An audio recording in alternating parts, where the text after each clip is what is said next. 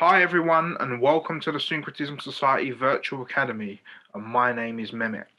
And the name of today's lesson is Planet Placements. So ultimately what we're going to be doing is going through each planet, and I'm going to be showing you where each planet does well in particular signs and in particular houses. And also I'm going to show you where it doesn't do so well in particular signs and particular houses. So what I'm going to do is I'm going to go through my board for the three planets that I'm going to work on for this lesson, but then after that I'm going to share my screen and show you visually so you can get a visual conception of what I'm talking about rather than just me explaining it, because obviously when you can see it visually I think it helps you learn better as well. So if you haven't already been watching my stuff I've been doing on like the birth charts and stuff, I'd suggest you go back and check the other lessons. So what we did in a few previous lessons is we looked at the major aspects in the birth charts, and then before that we looked at what each house means, and then before that we looked at each planet and each sign and what's the ruling planet, and we looked at all the seasons. So if you're like starting totally new, I would suggest you go back and watch all the other lessons before you're getting into this one. But obviously if you already have your basic foundation of astrology, then continue watching. So what I'm going to do now is I'm going to pull this board forward and I'm going to show you so today we're going to work on the moon, the sun and Mercury. So the moons, I've got two rows, like I said, for each planet. The ones with the tick is the good or the stronger placements, and the ones with the cross, the weaker placements. So for example, the moon does well in the second house and the fourth house, and that's because the moon exalts in the second house and it rules in the fourth house. And obviously the second sign is Taurus and the fourth sign is Cancer. And obviously the two it doesn't do well in are the two opposite. So it would be 8 and 10, Scorpio and Capricorn. And what we're going to do, I'm going to go through, like I said, moon, sun and Mercury through the diagram so you can get a bit more of a visual concept, because by me just holding this up and showing you and talking to you about it, you're going to have to use your imagination a lot more, rather than if I just put it up on the screen you can see it for what it is. But obviously I've just done this just to kind of give people like a brief overview of each one. So yeah, like I said, we're going to be concentrating on probably like 3 planets per lesson. So hopefully we can get this done by 3 videos. So what I'll do, I'll put this back, and then what I'll do is I'll share my screen and then we can go through it visually, because I think it will be a lot more easier for you guys to learn from. So let's share screen. So as you can see here, you have this is just like a template of each house, 1 going around to 12, and each ruling planet. But obviously what I want to touch up on as well is exalted planets as well.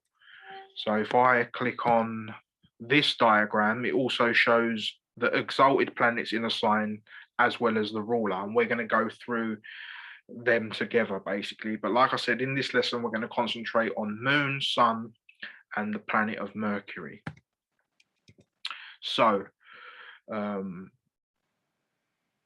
yeah, another thing as well, I've showed this already in my other lessons, but a really quick way to know, or really good template to use to know where the planets rule is if you use the sun and the moon as an axis here, and then you look either side of them, you'll see a pattern. So for example, either side, the first planets either side of the sun and moon is Mercury. So you see Mercury here and then Mercury here, and then you go to the next ones, Venus here, Venus here. And then you go to the next ones, Mars there, then Jupiter here, and then the two the planets opposing the sun and moon would be Saturn. So that's another like little template you can kind of try and put in your head to remember which planets are ruled which signs are ruled by which planets. So what we're going to concentrate today on, like I said, is these three here: Moon, Sun, and Mercury. So first of all, like you can see, the Moon is it's ruled. Let me start that again. Cancer is ruled by the Moon, which is the fourth sign. So, for example, because the Moon, because Cancer is ruled by the Moon, its weak placements will be always opposite, where it's either ruling or exalted.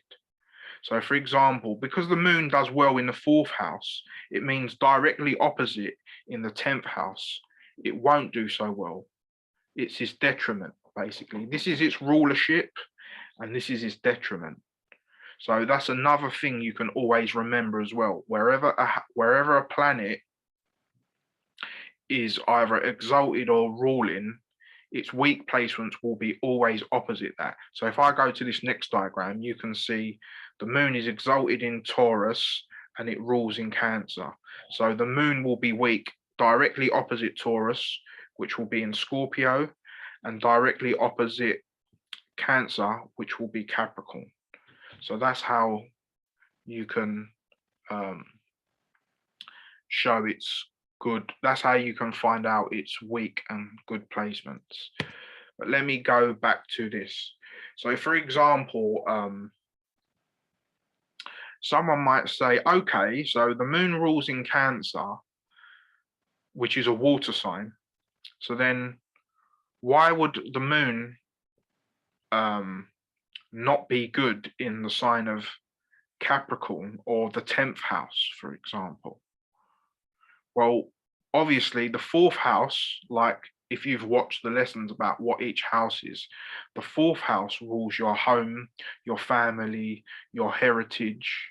So obviously the Moon ruling Cancer and the fourth house makes sense because your emotions are with your family and with your heritage and with your home. But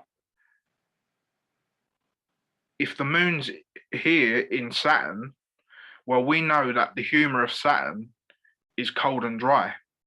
So if the Moon ends up in Capricorn, the Saturnian influence will kind of blend in with the Moon.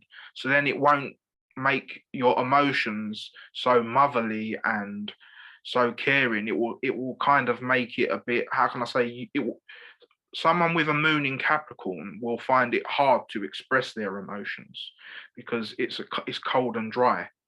Whereas because of it's an earth sign which is dry, and the humor of Saturn is cold and dry. So the Moon doesn't do so well in Capricorn or the 10th house. And that's the same with the Moon in Scorpio as well, because the Moon starts its journey here in Taurus in the 2nd house. So once it gets to Scorpio, it's starting its fall. So here it's exalted and here it rules, here it starts its fall, and here it's in its detriment. Because obviously Scorpio is about the generative system and the reproduction system.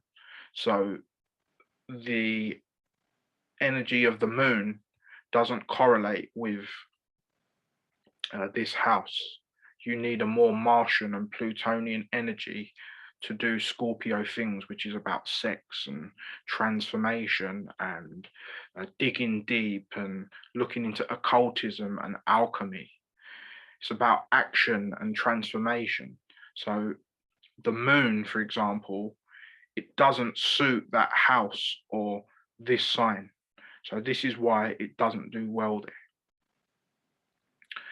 So I hope I've made that clear. Like I said, if you've always got any questions, you can always message me in the inbox and I can get back to you in more detail, or you can also book a one-on-one reading with me if you like. So like I said, so the moon, we'll do a little recap. The moon rules in Cancer and exalts in Taurus, and then it starts its fall in Scorpio and it's weak in Capricorn. But obviously, they're like the main ones for the moon in terms of its good placements and its weak placements. But obviously, depending on your chart, the moon can be in any one of these signs or any one of these houses. So, for example, you could have like a half and half. So you could have the moon in Cancer, but if you have it in the 10th house, then you've got it in the right sign, but in the wrong area of life. Because the area of life that the moon does well in the most is 2nd and 4th. So you can also have like a half and half, if that makes sense. Or for example, you could have the moon in the 4th house, which is good. But then if it's in the sign of Capricorn, it won't be so good because it will kind of restrict your emotions, if that makes sense. So there's so many different combinations that you can go through. I mean, it would take forever to go through them individually. I'm just trying to point you in the right directions of the basics. But a book that which I read from usually, and I really suggest, is this book called The Practical Astrologer by Nicholas Campion. It's a really, really good book. It's literally touches up on every part of astrology, where it's medical, historical, alchemical. Obviously, it's not in major detail, but for someone who wants to learn the basics, I really suggest this book. So now what I'm going to do is I'm going to go on to talking about the sun. Let me just show you from the other diagram because it has the exaltation and the rulership. So the sun exalts in Aries and it rules in the sign of Leo. So its two strongest placements would be in Aries and in Leo. And the two houses it will do well in is the 1st and the 5th.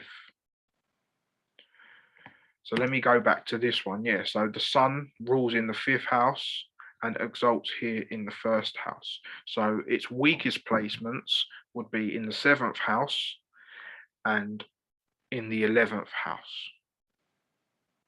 So again, you can do this by kind of comparing the rulerships of each house because the sun is hot and Aquarius is ruled by Saturn, which is cold. Well, obviously, once the sun gets to Aquarius, it doesn't like that, how can I say, that climate, if that makes sense, because the sun likes to be hot and expansive. But when it gets to Aquarius, which is ruled by Saturn, it gives it a kind of, yeah, because the humor of Saturn is cold and dry. So it kind of gives the sun a bit of, it kind of makes it weak. It's like people with, people who are Aquarians are known to be quite withdrawn. And that is because of the sun not doing so well in this sign, because it's opposing its rulership sign. And the same with the sun in Libra. I guess not so much as the sun in Aquarius, because the sun exalts here in Aries, which is spring. And obviously, once it gets to Libra, it's the start of autumn. So that's when the days start getting colder. So again, it's going away from its comfort zone or its energies that it's used to, if that makes sense. So yeah, so me personally, my sun For example, I have a good sun placement because my sun is in the 5th house, but my sun is not in Leo. Scorpio was here when I was born, so I'm a Scorpio. So I have a good, so I could give my sun good points in terms of being in a good house, because the sun in the 5th house is good because the 5th house is about creativity, expression, love, romance. They're the attributes of the sun. But the sign which falls in the house is the way you express those stuff. So for example, I express my love, my romance, my creativity, and my adventure in a Scorpion way, because Scorpio was here in the 5th house when I was born. Let's see what else, if I've missed out anything. Yeah, no, like I said, yeah, that's the basic gist of it. Like I said, Sun rules in the 5th, exalts in the 1st. It starts its fall in the 7th, and its detriment is here in the 11th. So moving on finally to the planet of, and again, yeah, like I said, depending on the combinations, you can have really good combinations or half and half or really bad. So for example, if you had the sun in the 11th house and in Aquarius, that's kind of a bit of a double whammy of weakness, because it doesn't do well in the 11th house and it doesn't do well in Aquarius. But if you had the sun in Aries in the 1st house, that would be really good because it does well in both Aries and the 1st house. So what I'm going to do now is move on to the planet of Mercury. Mercury exalts and rule. Well, to be fair, there's a bit of different views on where Mercury exalts, because I've also read that Mercury exalts in Aquarius, which it makes sense to me to a degree because it's an air sign and Mercury is about intellect, mind, communication, and being a student. And to me, that really matches the Aquarius energy. But in general, tropical astrology, Mercury rules and exalts in Virgo, and it rules in Gemini.